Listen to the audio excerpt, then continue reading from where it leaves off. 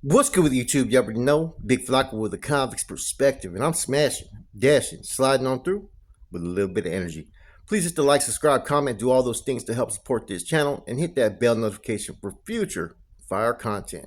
As you can tell by the title and thumbnail, this is another part of the Aryan Brotherhood RICO indictment, man. That's kind of interesting, right? Now, there was this female, Amanda Gorley, who was given money to safeguard at her Fresno home by her boyfriend's Aryan Brotherhood affiliated brother. She ended up spending the money, and that's how, according to Gurley's attorney, she ended up on a trip from California's Central Valley to Montana in a rental car full of methamphetamine. When the shipment was intercepted by federal authorities, Gurley found herself on a federal indictment alongside heavy hitters in the infamous white supremacist prison gang who were accused of murder. Now, apparently, her case ended on a couple weeks ago, right? When U.S. District Judge Jennifer Thurston sentenced her to 5 years and 3 months in federal prison, giving her until October to turn herself in. She has been out of custody with pending charges for almost 3 years and taken advantage of her freedom to seek drug addiction counseling, her attorney wrote. So the federal prosecutor accused Gurley of associating with both the Aryan Brotherhood and the Fresniks, a street gang under the control of the AB. The indictment filed the week of Thanksgiving 2020. Apparently, Gurley and a Fresno affiliate named Jacob Renshaw were working together to transport 15 pounds of methamphetamine from California to Montana at the direction of Kenneth Bash, an incarcerated man who was working to join the AB. Apparently, Gurley, who allegedly went by Biggie, what a name, was communicating directly with Bash on his contraband cell phone, authorities said. Despite being behind bars in Salinas Valley State Prison, Bass was able to not just direct drug shipment, but advise Gurley and Renshaw on every step of the process, from purchasing a rental car to making sure the three couriers didn't bicker or fight along the journey. This is all according to court records. Now, this is where everything gets a little interesting, right? Because according to Gurley's attorney, she's participated in the scheme because she was afraid of what would happen to her if she didn't.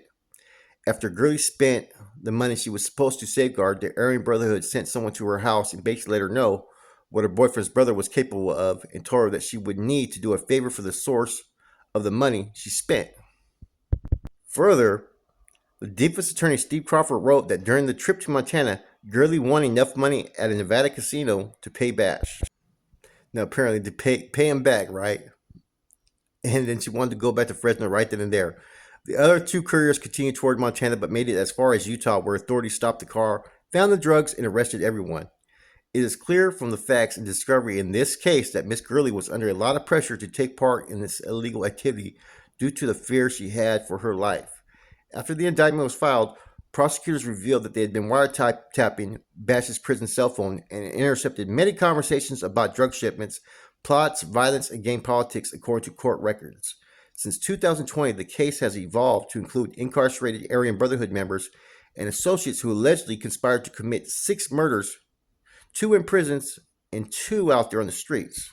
Those 2 on the streets ended up being 4 homicides because they were both 2 double homicides in Southern California. Now, interesting, it doesn't show anything that she was forced to do anything, and this is just what her attorney said, and this is kind of typical of what's happened in previous AB cases. I noticed is that you've had people who have been forced to do things. You had the paralegal situation that is also part of this case as well, that we're bringing certain narcotics into the facilities. Pretty much she said the same thing, that she felt threatened for her life. Same thing happened with this situation. And then there's another runner that was running, I think, for allegedly for Randall. She was out of Cocoa County, but she was doing things out there in Sacramento. She's basically the courier for the organization. So, like, this whole part of the AB case, man, like I said, they were doing some big things, man. There's a lot more details to the things that they were, doing in this alleged RICO indictment that they have. It goes from fucking having prison hits to murders out there in the streets to trafficking from out of state to even, interstate compact to even local state. The AB was actually doing a lot of things, man. And the AB was pretty quiet since basically the Mullen case that happened, in the 90s, I think that was. They've been really quiet. Now they're making a lot of fucking waves. Now, what's so interesting about this Aryan Brotherhood indictment is they got so many different parts to it, man. Like stuff that was going on in Fresno, stuff that was going on in New Folsom, Salinas Valley, and they've all been able to intertwine it all together. Some of these members, alleged members, let me put it, were doing things independently. Some of them were working with other AB members, and even some of them were doing things with other Mexican Mafia members, believe it or not. Now, unlike the Operation Quiet Storm, this indictment to me is even bigger than the Operation Quiet Storm that the NF is going and facing currently. Because the NF one has a lot of conspiracy to commit murders and so forth and stuff like that, right? As well as some of the activities on the streets. The other ones, right, in regard to the AB, man, they got like a bunch of murders, double homicides occurring in Southern California, murders that have happened in prison, as well as they even have the Yogi Pinel hit, which is also being attached to this indictment. So, like I said, the AB, man, very treacherous, fucking well organized machine, man. And this indictment is a lot bigger than what people are giving it credit for. And the reason why there's so much details is because in New Folsom, they actually had the AB or alleged AB members were actually purchasing 5 phones for like I think it was $10,000 from a free staff, right? And what they ended up doing is the free staff got the phones from SSU, IGI, right? Gave the phones, and so they were able to fucking record every conversation. The conversations they had regarding the streets, the conversations they had from prison to prison, all that stuff is tied into this indictment, man.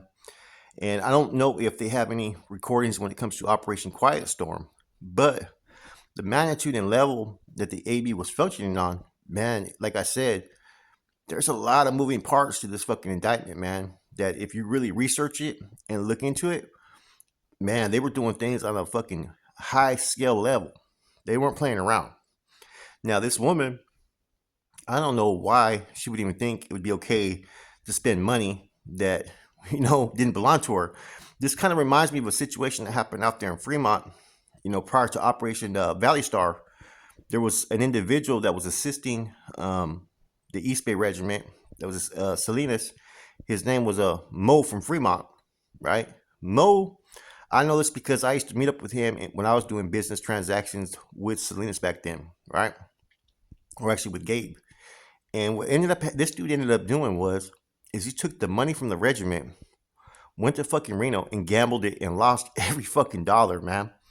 Now, he ended up paying every fucking penny back, but it was a large, substantial amount of money that he fucking lost, man.